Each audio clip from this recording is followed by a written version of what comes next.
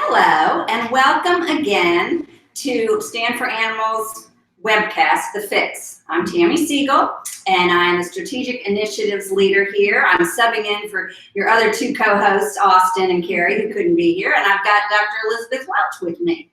So we're going to spend some time today doing some answering of questions that you all have given us, and hopefully today, if you're watching, you'll also send us some. Give us a thumbs up and subscribe if you like what you see here today. And I'm going to let Elizabeth just do us a little bit of introduction of herself, even though she's done it before, and tell about your background, how long you've been here, and how you got to here. Fantastic. So I'm Dr. Elizabeth Welch. I'm the medical director here at Stand for Animals, and I've been here from just about the beginning in 2011, where we were spay neuter Charlotte and then transitioned over to Stand for Animals. Now we basically do affordable veterinary care along with spay and neuter to help with our mission of trying to keep those animals out of the shelters and decrease the euthanasia rates. All right. So if you want to ask a question today, you can send us one through the chat box. But in the meantime, we're going to look at some of the questions that people have sent us since we've started this. And I think that the doctor wants to share a little something with you before we get started. So our little disclaimer of the day is that we can't diagnose anything without seeing your pet, but I can certainly give you some medical advice. If you have any questions at all or are concerned about anything, obviously contacting your veterinarian or giving us a call. We'd love to take a look at your pet. Okay, so let's move on to some of the questions, and we'll be looking for yours as well so that we can answer those as they come up. So why does my cat need me with her paws? Sam wants to know about that. Cats are interesting creatures, and I'm not sure I have a great answer for this, but I would say any cat that is kneading on you, they're trying to either mark you because they are very territorial. They do have sweat glands in their paw pads, so sometimes they're trying to just say, hey, this is my person. But also, too, I think they're just comfortable, and it's a sign of, for me, it's a term of endearment. That's what I like to call it. I always took that way when my cat did it, but now that you say there are sweat glands on their paws, I'm not sure how I feel about the fact that he's doing that in my hair. Well, and some cats are really strange, and they may even like suck on an article of clothing, kind of like they're nursing with their mom. I think it's a comfort thing. You know, we have security blankets. They like to, I'm just gonna think about just that. The endearing part of that. Exactly. Okay, Erin would like to know, are there any specific bones or treats sold at local pet stores that you would recommend staying away from? Anything that's not good? So there's a plethora of things out there that your dog can chew on or your cat can chew on. I would say there aren't any major bones that I would stay away from. Just know that you need to kind of be in supervision of your animal chewing on those. I've seen dogs crack a tooth, break a tooth. I think it can randomly happen on anything. They could pick up a rock and break their tooth. So I do like to, when they're the raw hides, I do like to take them away when they get about an inch down because they can try to swallow those, and those will get stuck. And I've actually personally taken out a greenie out of a Chihuahua stomach because they swallowed it whole and it became a foreign body. But just, observe your animal and what they're doing. If they're doing anything strange, then obviously take the bone away and try to give them something else. Okay, thank you. So, forgive me if I don't get the name right. It's Kalanu. I think that's the right name, so forgive me if I didn't pronounce that correctly. Has a question and says, can your vet do an evaluation? Can we do one here of one of my kitties to get her certified as a therapy cat through Love on a Leash? And they have criteria that absolutely. I would say if you could, we can do evaluations most of the time, but if you would go ahead and email us ahead of time, if we know that you're scheduling an appointment to see us, we do have to have that veterinary client-patient relationship. So we do need to at least examine your animal, make sure they're up to date on their vaccinations, and be able to observe their temperament to make sure that we can fill out the sheet of paper appropriately. But if we get that ahead of time, we'll be able to look at it and let you know if it's something that we can or can't do based off of the questions that they're asking. Right. And then maybe you can do this. Emily wants to know what the most rewarding part of your job is, but I also would like to hear about the challenging part. So maybe you could speak to both of those. Thank you for that. Put me on the spot. Every day is rewarding for us. Just yesterday, we had a cat come in that was having a hard time delivering kittens. It ended up to be a sad story on the kitten's part because she had been in labor for several days, could not produce a live kitten. But this pet was going to die from infection if we didn't take care of all of that. So we took her into surgery yesterday, was able to fix her, get her feeling better. She went home this morning purring and loving on her owner. So every day, 10 times a day, there are stories like that. And also, I'd say that can also add to the challenging side of things too, because you do see things that you definitely want to help, and sometimes we just can't provide the care that they need, or the animal is suffering, and we obviously have to take measures to make sure that they're end their quality of life, basically. So that's certainly a reward, but also a challenge all at the same time. Makes sense. Yeah. Okay. Matt, I found a dog on the highway. Are there steps that I need to take before I can adopt that dog?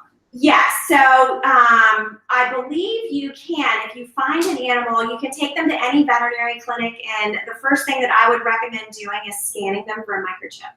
Microchips are implanted between the shoulder blades of most animals, owned animals. I believe shelter pets get those as well. And they have a certified number on there, and a lot of times that can link them to an owner or a potential place where they may have gone lost. But if they don't have a microchip, then I would definitely recommend getting them up to date on their vaccinations, and then also contacting shelters and places, because I think that's the first place people go to say, hey, I lost my pet.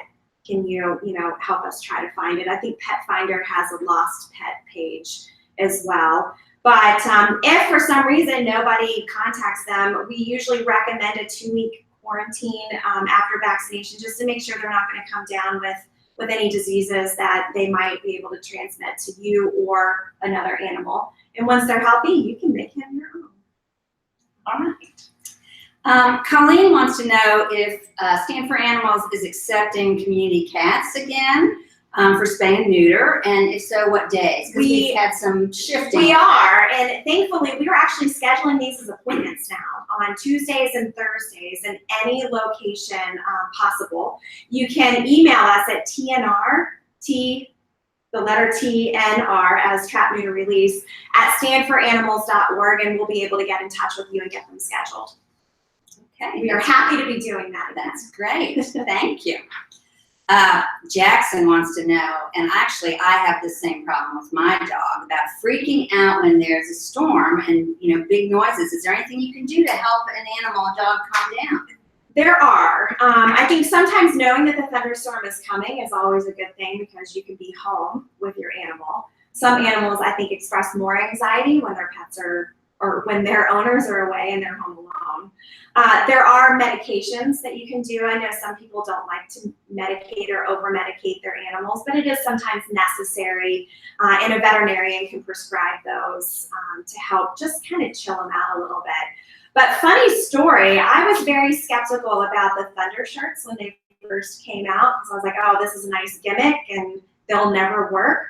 But they do actually work. I've had several clients say that their animals are way more calm, and I think sometimes just the whole swaddling, kind of like when you swaddle a baby. What is a thunder shirt? So it's basically like a onesie for a dog, and they probably have them for cats too, but they've got them in small, medium, and large, and they basically Velcro on like a tight shirt. And basically what it does is I think it helps ground that pet into just feeling comforted and wrapped. Kind of like a baby gets comforted when they're swaddled. They seem to, kind of calm down a little bit. But those are all options that you could try. I would say try that first. I think Amazon has it for like $20. Okay. It's an easy online purchase. And then if that doesn't seem to work, then definitely contact us and we'd be able to help you with some medications. Okay. And don't forget to send us your questions. We've got a couple more, but if you all have any, we'd love to hear from you in real time right now. Absolutely. So Scarlett wants to know about decline. Does the decline really hurt a cat?